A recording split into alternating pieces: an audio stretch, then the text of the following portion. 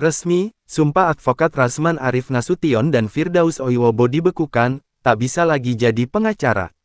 Berita acara pengambilan sumpah advokat Rasman Arif Nasution dan M. Firdaus Oiwobo, dua pengacara kontroversial dibekukan.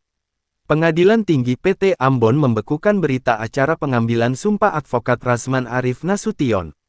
Begitu juga halnya dengan sumpah advokat Firdaus Oiwobo telah dibekukan Pengadilan Tinggi Banten.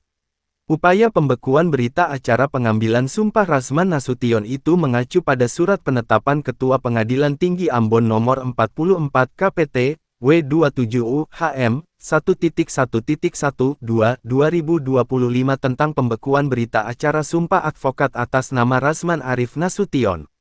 Rasman dinyatakan terlibat dalam kericuhan sidang dugaan pencemaran nama baik yang digelar di Pengadilan Negeri PN, Jakarta Utara pada Kamis, tanggal 6 Februari tahun